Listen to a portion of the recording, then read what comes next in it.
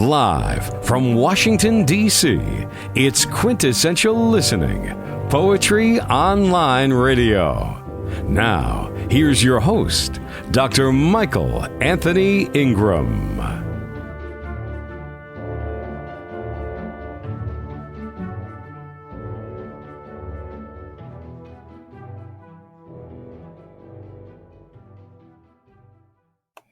Hello, everyone, and welcome to the program. Over the past 20 years, Kenneth C. Stephen has become one of Scotland's most popular poets. Drawing on a quiet Celtic spirituality and a love of wild space, his captivating poetry offers us something evocative, moving, and beautiful. Kenneth is also a highly successful broadcaster, featuring regularly on national radio. His BBC Radio 4 documentary on the Isle of St. Kilda won her prestigious Sony Award in 2006. Without further ado, I give you Kenneth C. Stephen.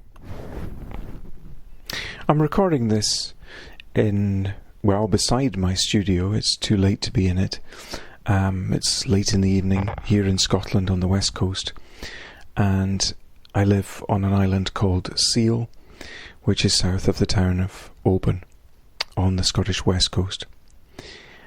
And the book I'm speaking about is Iona, a volume of my new and selected poems, which is being published by Paraclete in the States.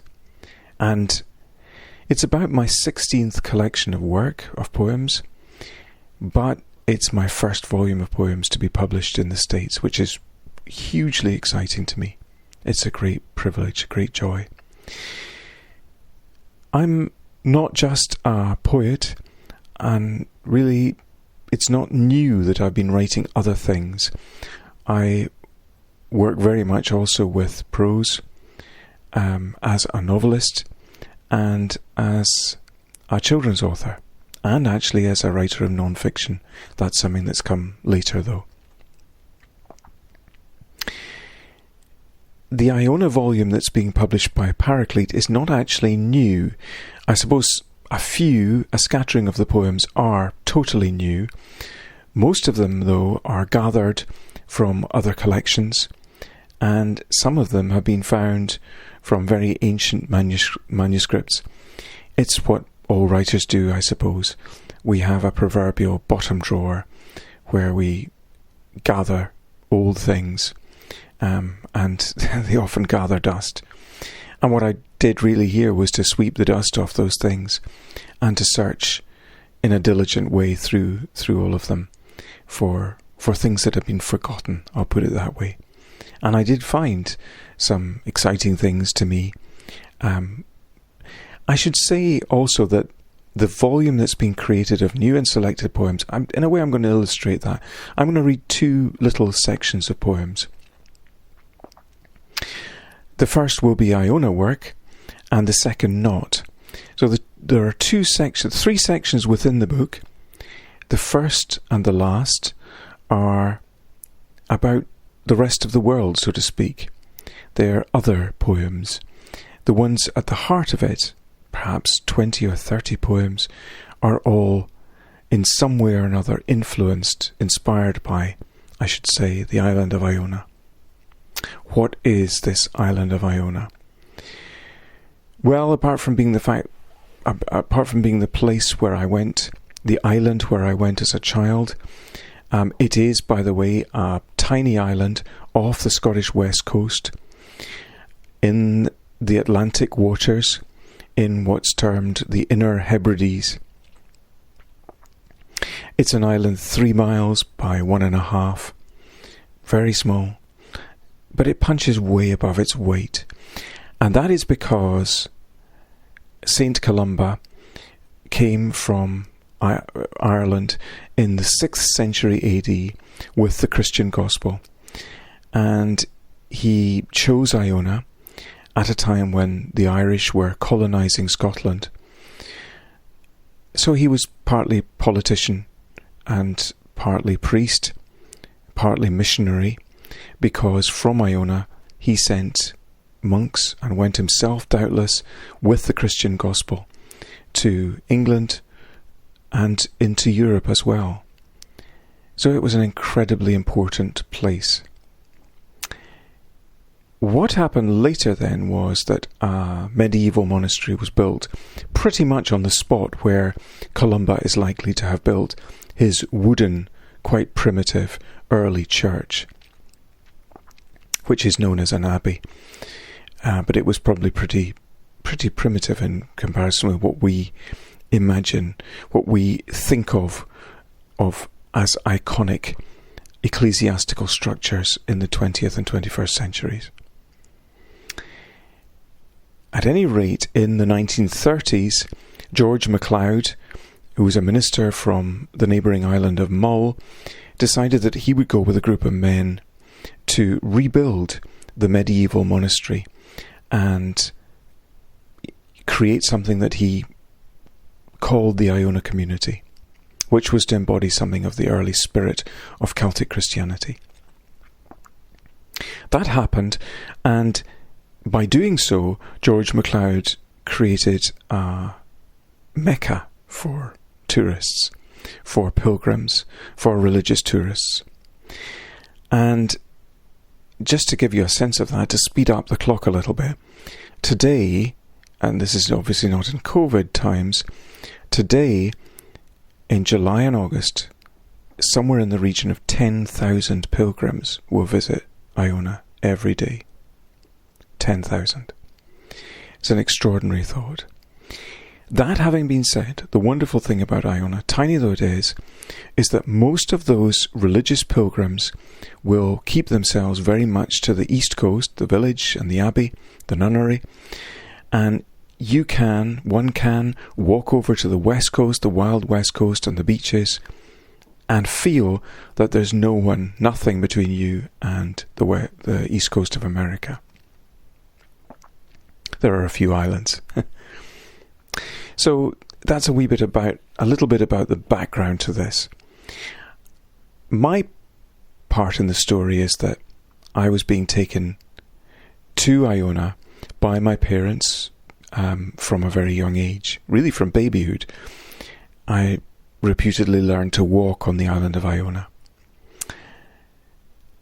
I was going from inland Scotland, and this is always amusing to North Americans that we do think of Scotland as having very much an inland part, a landlocked part, and having coastal parts. I realise it is amusing when one thinks that it's only an hour and a half from the very middle of Scotland to the coast on either side. But at any rate, that's what was happening. And Iona has got, I think this is important to try to say, Iona's got an incredible feeling to it. It's impossible to say in words, to express what that feeling is. It's ineffable, it's indescribable, and maybe in some ways that's what I'm trying to capture and have been trying to capture as a writer and a poet ever since. And maybe that's what I'm trying to communicate in one or two of the poems I'll present in my reading, in my recording here. I was visiting the island, as I've said, in early childhood. I then came back to it when my sister Helen was Justice and Peace Worker for the Iona community. This is the community that was established in the 1930s by George MacLeod. And there's a resident community there, very involved in what they feel to be Celtic Christian activity. And at the heart of that is non-violence, peace work, justice work. Not just here, not just on the island of Iona, but in all manner of corners of the world.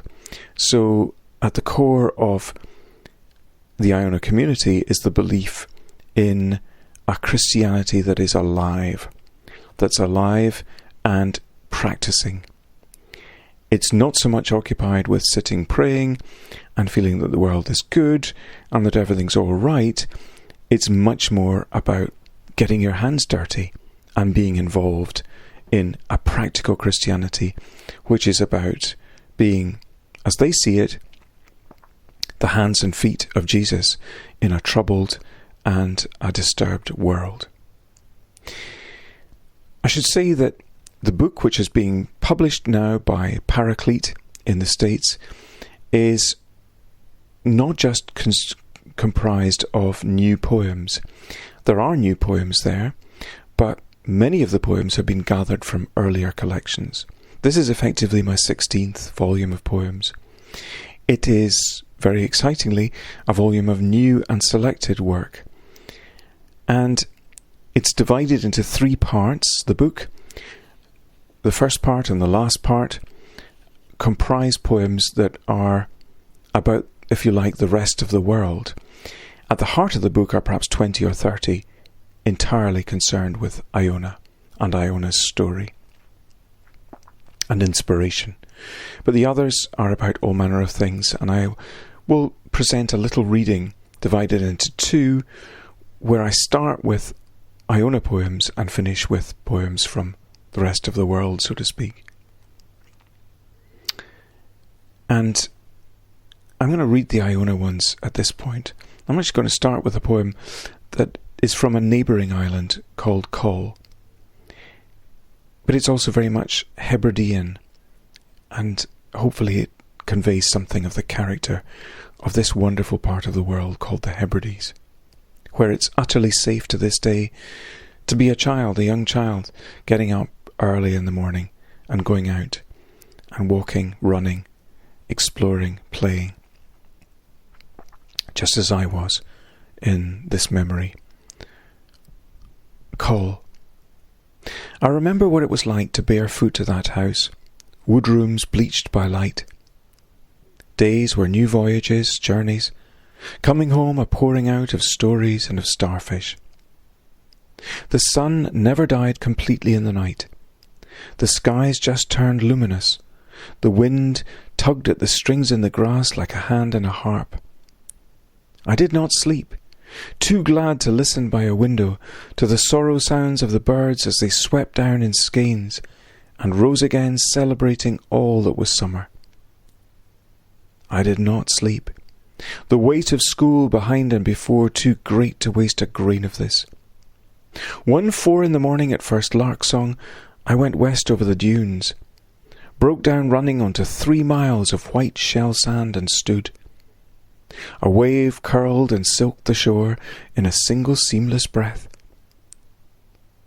I ran naked into the water, went deep into a green through which I was translucent. I rejoiced in something I could not name. I celebrated a wonder too huge to hold. I trailed home, slow and golden, dried by the sunlight.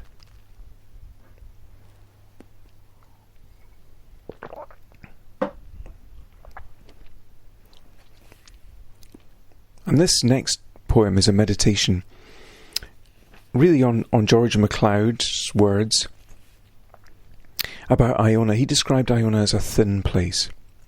What did he mean by that? Well, in essence, that the veil between this world and God's world was thinner on Iona. And this is trying to wrestle with something of that. Iona. Is this place really nearer to God? Is the wall thin between our whispers and his listening? I only know the world grows less and less.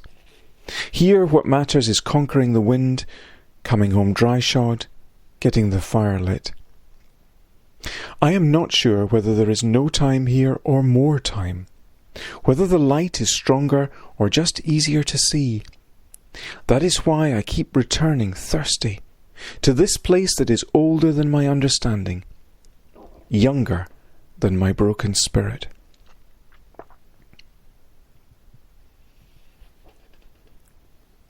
And this final one on Iona.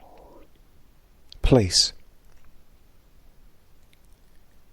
And God said, "Let there be a place made of stone, out off the west of the world, roughed 9 months by gale, rattled in Atlantic swell.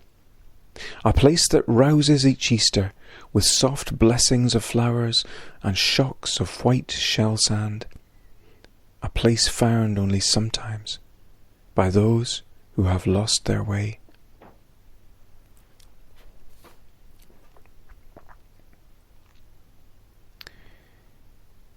It was certainly special gathering the poems for this. I think it was exciting finding things that had been lost, as it were.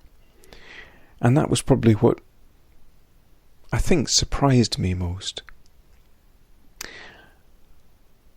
Just the fact that it's just remembering that things can be lost and also found.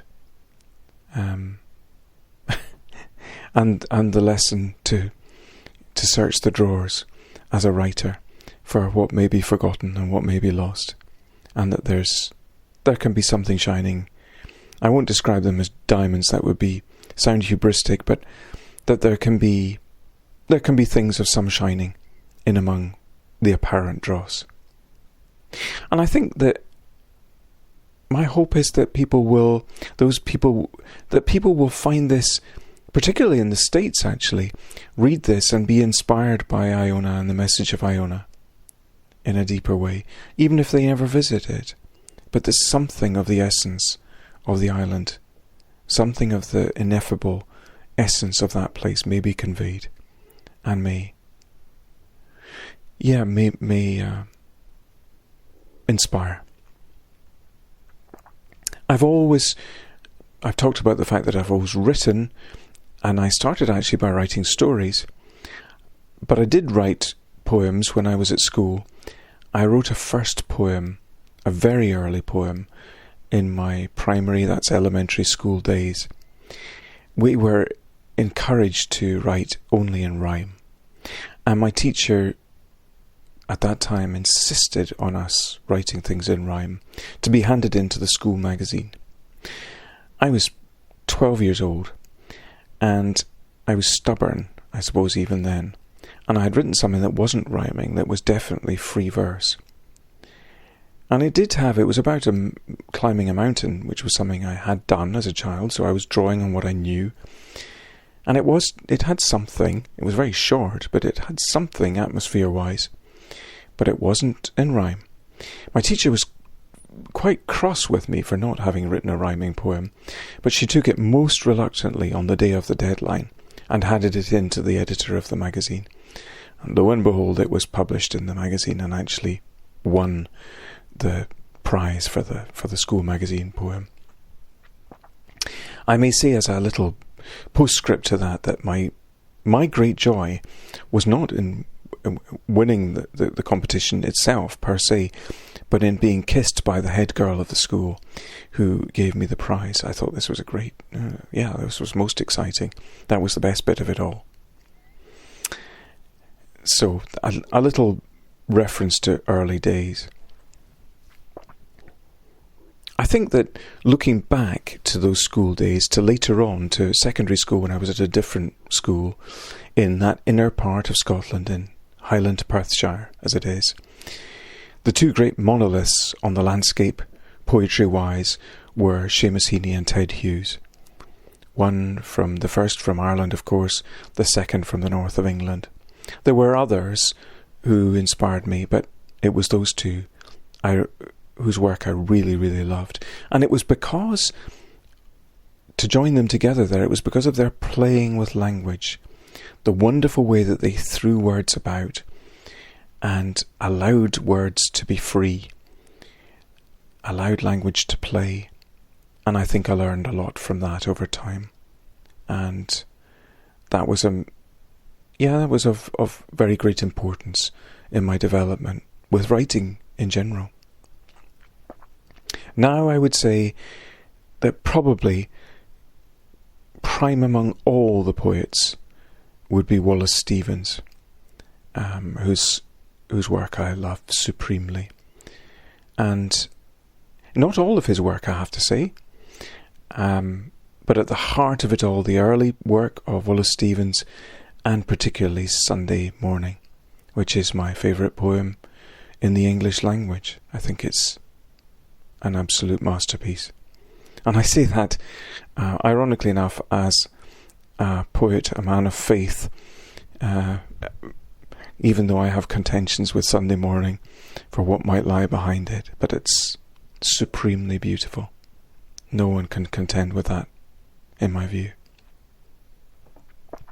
And I think that relationship with poetry, it's changed because I've changed. It's changed because I've lived in different places and different things have happened to me.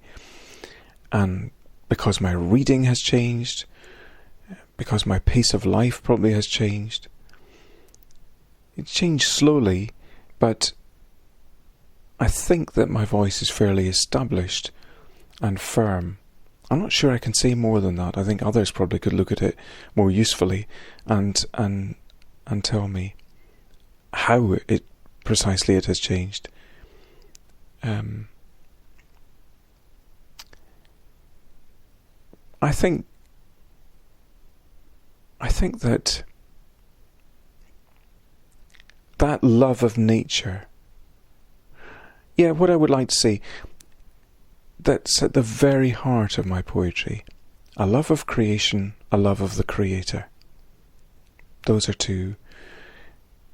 They move greatly around different subjects, and I write about all things. I feel poetry should and is taken everywhere. And I think actually I would say that poetry can be used beautifully, even to describe terrible things. That's how I would put it.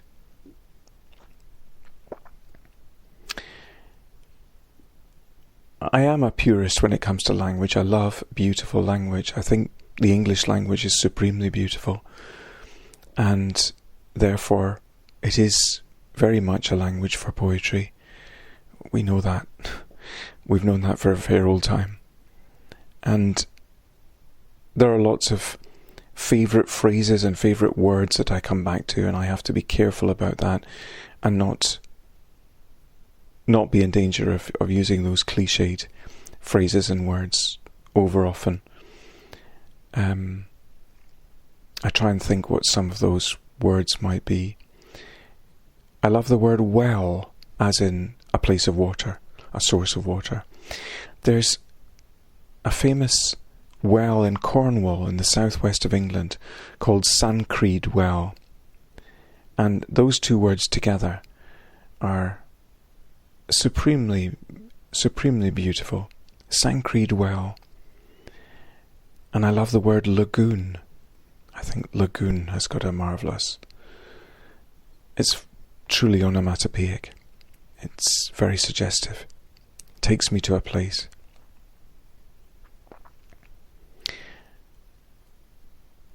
I think that I feel as a poet that having learned something of the art of creating poetry, and I'm a big believer in practice writing. I have a studio, and in the old days I had a cabin where I wrote. I think it's supremely important that we as writers practice our writing. I don't think we do it enough. I don't think there's nearly enough emphasis on practice writing. And a big part of my spiritual experience of writing is practice writing. It's a bit like doing gymnastics. If you want to be fit, if you want to be well, if you want to be toned, then work at it. Work at training your body. And in similar fashion, if you want to work with words, then train with them. Practice. And I think practice truly lies at the heart of this business of poetry, as of any other branch of writing. I think at an early time I knew that poems were out there, so to speak, in inverted commas, and I had to catch them. And often I was frustrated because what I caught on the page was a poor reflection of what was out there, so to speak. I dare to say that over the years I feel I've become a little bit better at capturing poems. I don't always do it. Sometimes they go. But I think I have become more efficient at the capturing of things, so that what's out there is much more what's on the page. I think it's not just a question of poets being speakers to the world. I think writers are too. I think artists are. I think it's incumbent on writers, as other artists, to ask important questions of the society in which they're living. I don't think it's good for them to give answers. That's didactic, and it's a danger for all of us. But I do think it's supremely important to be asking important, big questions of the age in which we live. And for what it's worth, I think that's perhaps not being particularly well done today. I do engage. I feel myself to be almost a 19th century poet in a way. That's come across already, I'm sure, in what I've said. I love wild places. I love what I call wildscape. And wildscape for me is wild places, the edge of wild places, supremely wild places, and our encountering of them. That's what wildscape is to me. And in a way, it's what my childhood was. In the Highlands of Scotland, it was about encountering wild places and storing those memories, and then recollection in tranquility, as Wordsworth describes it, putting those things onto the page, trying to bottle them. So I don't find it very easy at all to engage with things like Facebook or Twitter or other bits of social media. I do, at the point of the bayonet. I have a Facebook page called Imagining Things, and I try to use it in an idealistic way, in an inspiring way, for myself, for others. So Imagining Things I try to keep up to date with. But I struggle. I don't really feel comfortable with the modern world, per se, and I don't feel comfortable terribly with social media. I'm not, perhaps for that reason, I'm not really a group person. I'm a solitary, but I always share my work with my beloved Christina. That's important. Special things I always will present to her. She's a tremendous editor. She's a tremendous critic. In that she's not sycophantic about my work, she's honest about it. She will tell me when it's failed, which is good, although I don't like it at the time. And she will encourage where she thinks work has gone well, which is really special. She's a very, very astute critic, and we write together quite a lot of the time in non-fiction. I'm not sure what the next steps are. I'm not sure what will come of after Iona. There are new things that might happen. I'm always wary of saying too much about that before I'm there.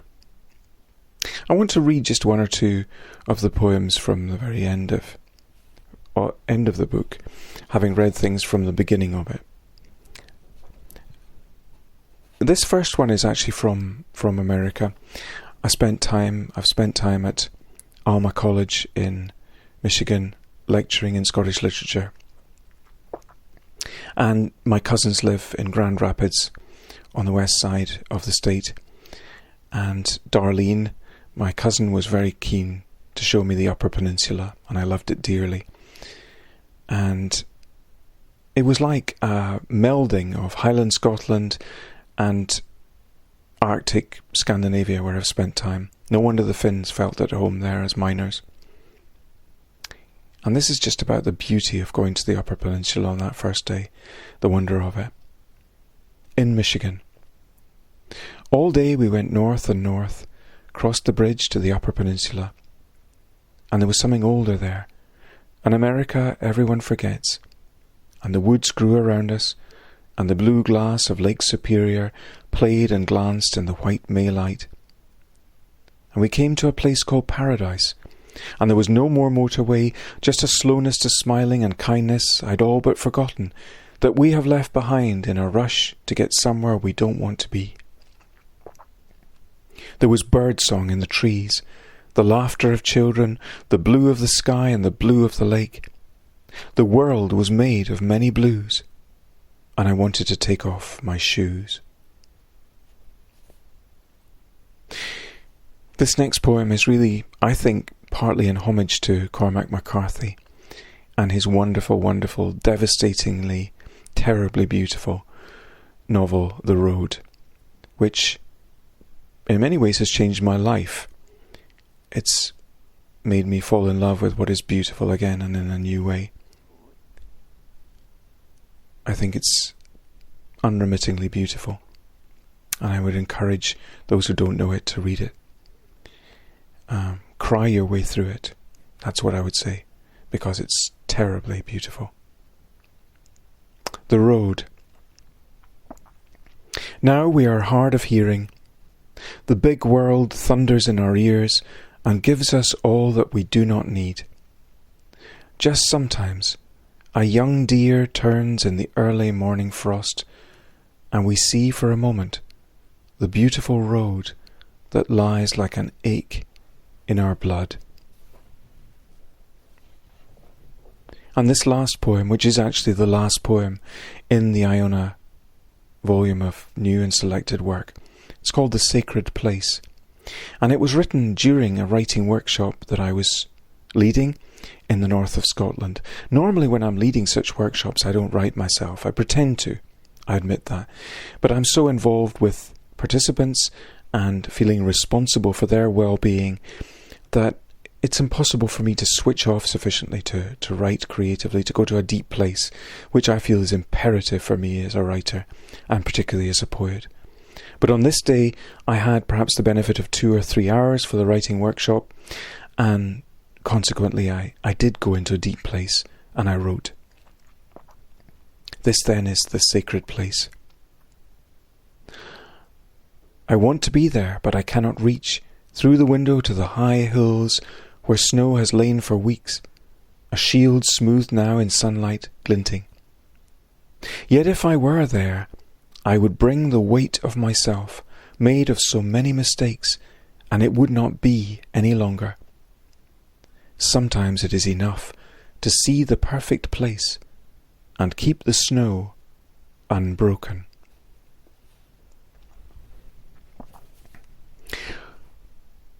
I suppose what I hope readers will get from encountering this volume, encountering my work, I hope they will be challenged.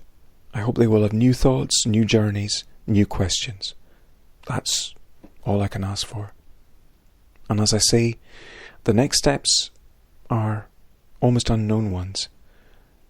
I simply look forward to the possibility of them, to new journeys with words, and to expanding my voice, to seeing the world in wider ways. Yeah, to seeing the world in wider ways.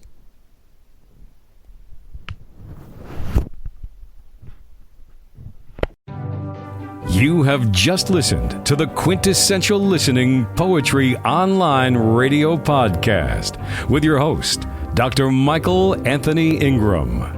Subscribe to our podcast on iTunes, Spotify, or Stitcher. And make sure to catch our next episode.